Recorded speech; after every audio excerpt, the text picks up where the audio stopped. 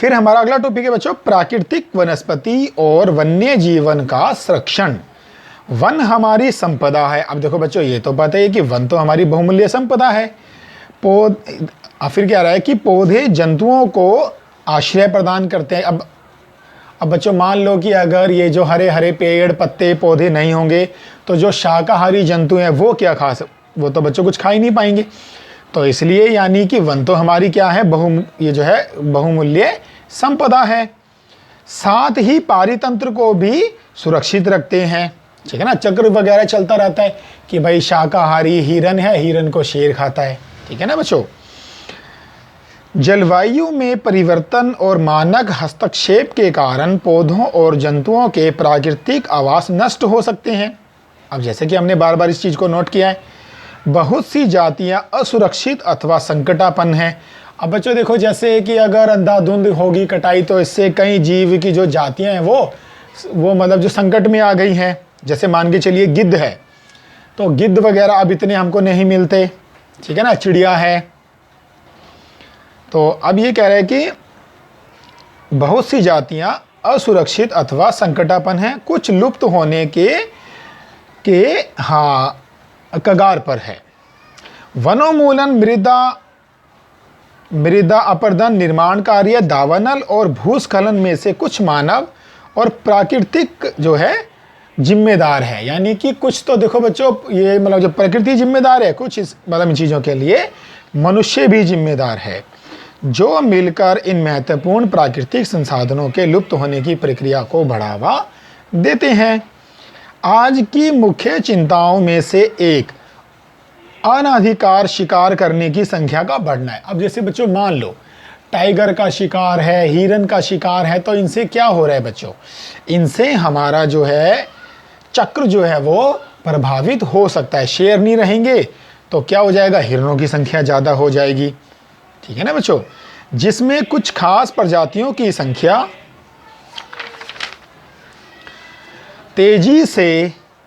तेजी से लुप्त हो रही है, कमी आ रही है, ठीक है बच्चों।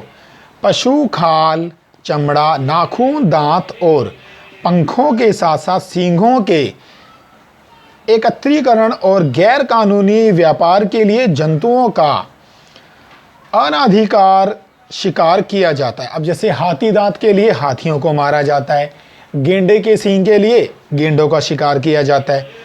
तो बच्चों इससे क्या है कि ये सभी जातियां जो है वो संकट के कगार पर आ चुकी हैं। इनमें से कुछ जंतु चीता, शेर, हाथी, ब्लैक बक, मगरमच्छ, ठीक है, और हिमतेंदुआ, शतरमुर्ग और मोर हैं। तो यानी कि ये वो जातियां हैं कि जिनको हमें संरक्षित करना चाहिए। इनका संरक्षण जागरूकता बढ़ाकर किया जा सकता है। यानी कि अगर हम लोगों को अवेयर करें, समझाएं कि नहीं बच्चों हमें जानवरों का शिकार नहीं करना चाहिए, ठीक है ना, तो हमें लोगों को इस बात के प्रति समझाना चाहिए। राष्ट्रीय उद्यान, वन्य जीवन अभयारण्य, जैवमंडल नीचे हमारी प्राकृतिक वनस्पति और वन्य जीवन को सुरक्षित रखने के लिए बनाए जाते हैं। संकरी घाटियों और शीलों और आर्द्र भूमि का संरक्षण मूल्यवान संसाधनों को नष्ट होने से बचा सकता है। आगे पढ़ते हैं बच्चों। यदि प्रजातियों की सापेक्ष संख्या को भंग ना किया जाए तो पर्यावरण में संतुलन बना रहता है। यानी कि अगर हम अपनी मनमर्जी से शिकार ना करें, ठीक है ना बच्चों, जीवों को ना मारें, ठीक है ना, तो इससे हमारा जो है पर्यावरण का जो संतुलन है वो बना रहेगा। विश्व के अनेक भागों में मनुष्य ने अपने क्रियाकलापों से अनेक प्रजातियों के प्राकृतिक आवासों में उथल पुथल कर दी है। यानी कि वही चीज़ भाई कि मनुष्य का लालच, अनेक पक्षियों और जीव जंतुओं के अंधाधुंध शिकार के कारण या तो वे विलुप्त हो गए या फिर वो विलुप्त होने के कगार पर हैं। अब जैसे बच्चों बंगाल टाइगर हमारे भारत में विलुप्त होने के कगार पर है कि उसका शिकार किया जाता है, हाथियों का शिकार किया जाता है, गेंडे तो एक बहुत बड़ी समस्या ये मतलब जो है बन गई है कि भाई इनका शिकार किया जाता है सींगों के लिए, है ना। अनेक पक्षियों और जीव जंतुओं के अंधाधुंध शिकार के कारण या तो वे विलुप्त हो गए हैं या विलुप्त होने के कगार पर हैं। प्रादेशिक और सामुदायिक स्तर पर जागरूकता कार्यक्रमों जैसे सामाजिक वानिकी वन महोत्सव को प्रोत्साहित करना चाहिए कि हमें स्कूलों में, कॉलेजों में छोटे छोटे बच्चों को, बड़े बच्चों को समझाना चाहिए कि बच्चों हमें बहुत बड़ी मात्रा में वन रोपण करना चाहिए, पौधे लगाने चाहिए, प्रकृति को जो है ख़त्म होने से बचाना चाहिए। तो इसके लिए हमें सभी को जागरूक करना चाहिए। प्राकृतिक कैंपों में जाने के लिए प्रोत्साहित करना चाहिए ताकि वे विविध जातियों के निवास का अवलोकन कर सके, कि जिससे कि बच्चों हमें, जैसे कि भाई हमें जो है बच्चों को समझाना चाहिए, पढ़ाई के माध्यम से बच्चों को जंगलों में जैसे भाई लेके जाना चाहिए, दिखाना चाहिए कि बच्चों देखो ये हमारी वो है प्राकृतिक संपदाएं, जैसे जू वगैरह में लेके जाना चाहिए। तो उनको ये समझाना चाहिए कि जीव जंतु भी हमारे लिए कितने बहुत ज़्यादा ही महत्वपूर्ण है, हमें इनका शिकार नहीं करना चाहिए। बहुत से देश पक्षियों और पशुओं को मारने और उनके व्यापार करने के विरुद्ध हैं। तो बच्चों देखो इस तरफ भी काफ़ी अब कानून बन रहे हैं।